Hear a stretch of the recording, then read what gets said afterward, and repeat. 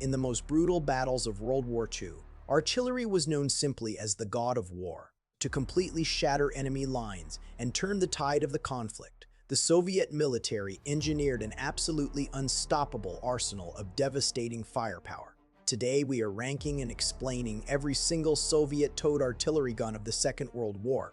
Let's begin with the 37mm anti-tank gun M1931K. This small weapon was the early pre-war standard for the Soviet forces. It was actually based on a licensed German artillery design from Rheinmetall. The gun was very light and easy for a small crew to move rapidly.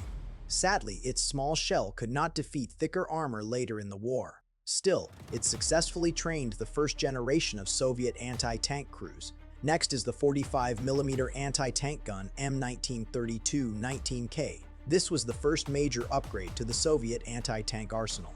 It saw very heavy combat use during the brutal opening days of Operation Barbarossa. The larger shell gave it a better chance against early German light tanks. The suspension was improved to allow faster towing behind military trucks or horses. It was a vital stopgap weapon during the absolute darkest days of the invasion.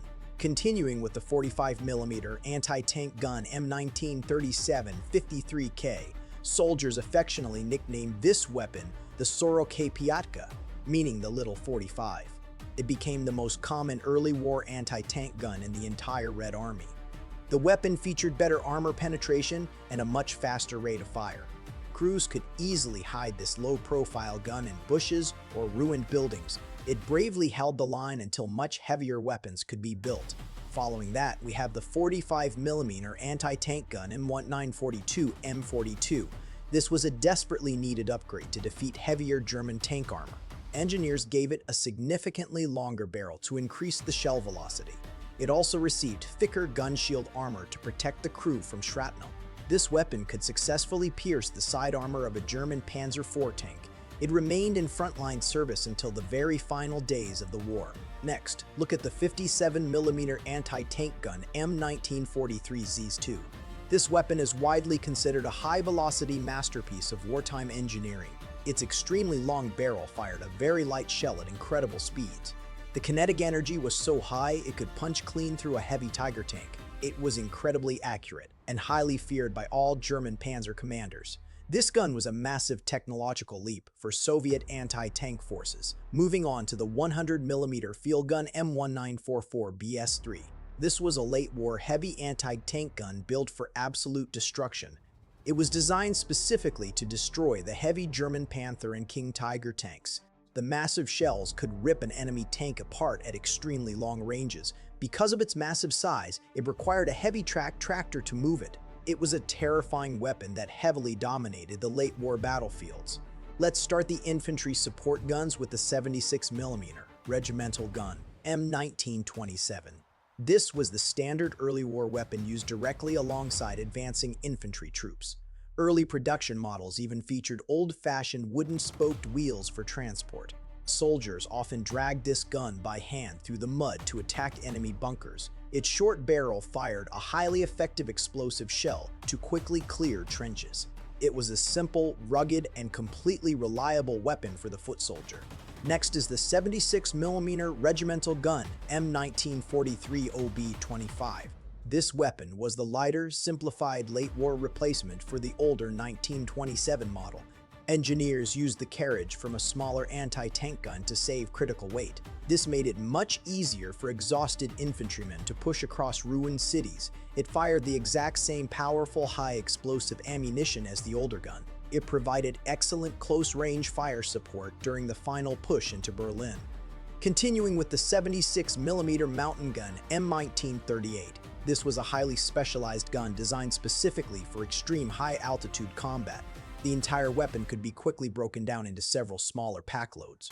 This allowed horses or mules to carry it up steep mountains in the Caucasus region. It gave Soviet troops heavy firepower in areas where no supply trucks could travel. It was an essential tool for fighting in the absolute harshest, rockiest terrains. Moving to the divisional artillery, first is the 76mm Divisional gun M1902/30. This weapon was actually a modernized holdover from the old Tsarist era. Despite its extreme age, it was still heavily used by the Red Army in 1941. It had a very long barrel that gave it surprising range and accuracy. However, its outdated carriage made it difficult to tow at high motor speeds. It was eventually replaced, but it fought bravely in the early desperate defense. Next, re-examine the 76mm divisional gun M1936F22. This was a complex, heavy gun designed to fire at both ground and air targets. Unfortunately, it was too tall and heavy for Soviet crews to easily manage. The advancing Germans captured these guns in massive droves during the early war. The Germans actually modified them and converted them into their own lethal tank killers. It was a good weapon that ironically served the enemy forces very well. Following that is the 76mm divisional gun M1939 USB. This weapon was the immediate predecessor to the legendary Soviet ZS-3 gun. It was used very heavily in the early war to halt the German advance. It featured a more modern suspension for faster towing by heavy military trucks. The gun performed very well but was still a bit too expensive to mass produce. It bridged the vital gap between the pre-war designs and the final wartime models. Next is the incredible 76mm divisional gun M1942 ZS-3. This weapon is the absolute legend of the brutal Eastern Front conflict. It was the single most produced artillery piece of the entire Second World War. The gun was very cheap to build, completely reliable, and easy to use. It was highly versatile, serving beautifully as both a field howitzer and an anti-tank gun. This iconic weapon was truly the mechanical backbone of the victorious Red Army. Continuing with the 107mm divisional gun M1940 M60. This was a very powerful but incredibly heavy divisional artillery gun. It fired a massive, highly destructive shell over very long battlefield distances. However, the Red Army found it much too difficult to transport through deep mud. Because of these extreme mobility issues, it was mostly phased out early in the war. The Soviet factories decided to focus on building lighter, more mobile weapons instead. 122mm howitzer M1938 M30. Next, look at the 122mm howitzer M1938 M32. This heavy weapon was the standard workhorse howitzer of the entire Soviet force. Its primary job was shattering German infantry lines just before a major ground assault. It fired a devastatingly heavy explosive shell that terrified enemy soldiers in their trenches. The gun was so well designed that it served for decades after the war ended. It was an absolute masterpiece of brutal, highly effective artillery engineering. 122mm gun 1931 A19. Let's start the heavy core guns with the 122mm gun 1931 A19. This was the early version of the devastating long-range Soviet heavy gun. It featured a very long barrel for incredible reach and high accuracy. The Red Army used it primarily to destroy enemy artillery batteries from miles away. Its split-trail carriage allowed the crew to easily aim it across a wide arc. It established the terrifying Soviet doctrine of crushing long-range heavy firepower. 122mm gun M1931-37 A19. Next is the updated 122mm gun M1931-37 A19. This was the modernized and perfected version of the original A19 weapon system. Engineers upgraded the heavy carriage to make it easier and faster to tow into battle. It was so incredibly powerful that the military quickly adapted it for armored warfare. They later mounted this exact same gun directly inside the heavy ISS-2 tank. It became one of the most lethal anti-armor weapons of the entire global conflict. 152mm howitzer M1938 M10. Continuing with the massive 152mm howitzer M1938 M10. This was a giant pre-war howitzer designed specifically to crush heavy enemy fortifications. It fired an unbelievably heavy shell that could destroy almost any concrete bunker. However, the gun was extremely heavy and difficult to move during a fast tactical retreat. To solve mobility issues, they later used it as the main armament for the KV-2 tank. This created one of the most terrifying giant armored vehicles in military history. 152mm howitzer M1943 D1. Following that, we have the 152mm howitzer M152mm howitzer M1943 D1. This was the lighter, highly successful late-war replacement for the older M10 howitzer. Engineers cleverly combined a heavy 152mm barrel with a lighter carriage. This made the weapon much easier to transport across the destroyed dirt roads of Europe. It provided overwhelming heavy fire support for the fast-moving Soviet tank armies. It played a major role in the final victorious Russian offensives of 1945. Next are the 152mm guns M1910/30. These were actually modernized World War I heavy siege guns still held in the Soviet arsenal. They had incredibly long barrels that could fire shells over massive distances. The old designs were updated with better wheels for slightly faster motor towing. The Red Army used them out of sheer desperation during the early German invasion. They beautifully prove that a massive gun never truly loses its destructive value.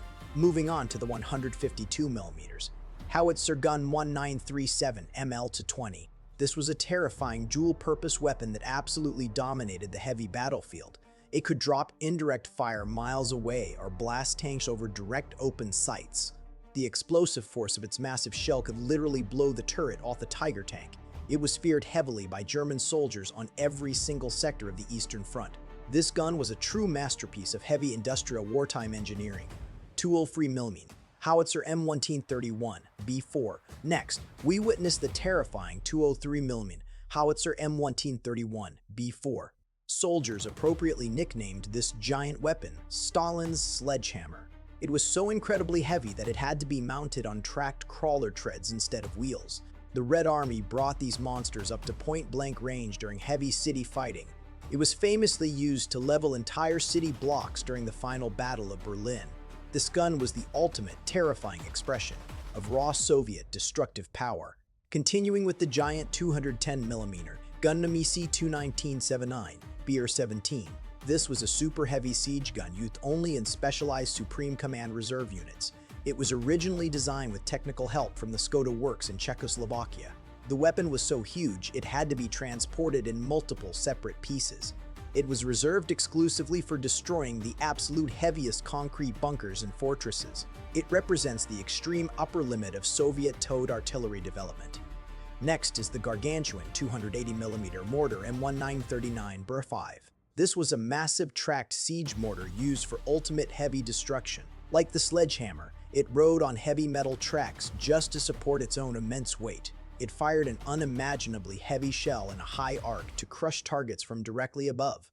The weapon took hours to set up and required a massive crew to simply operate. It was a slow, lumbering beast that delivered complete annihilation to its target. 25mm automatic air defense gun M14072K.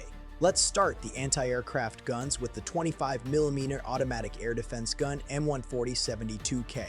This was a very light, highly mobile, rapid-fire anti-aircraft gun. It was designed to protect marching infantry columns from low-flying enemy fighter planes. The small shells fired at an incredibly fast rate to create a thick wall of lead. Crews could quickly rotate the gun to track fast-moving targets high in the sky.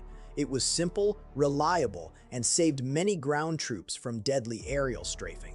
Next is the 37mm automatic air defense gun M1939 61K. This weapon was the absolute standard light anti-aircraft gun of the Soviet Union.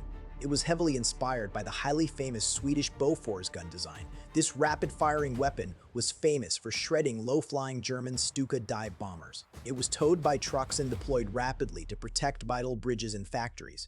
It was the primary shield against German tactical air power throughout the entire war. 76mm air defense gun M1931 3K. Continuing with the 76mm air defense gun M1931 3K. This was the early war heavy anti-aircraft gun used by the Red Army. It was designed to shoot down high-altitude enemy bombers flying far above the battlefield. The heavy shell exploded in the sky, creating deadly clouds of flying metal shrapnel.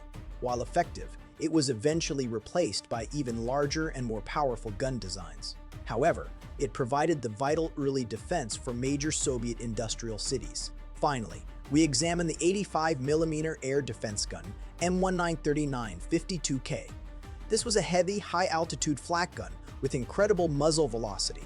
It was designed to completely destroy the highest-flying German bombers in the sky. However, it found a lethal second life, acting as an emergency heavy anti-tank gun. The high-velocity shell proved perfectly capable of destroying heavy German armor at long range. This legendary gun was later adapted to become the main weapon of the famous T-34-85 tank.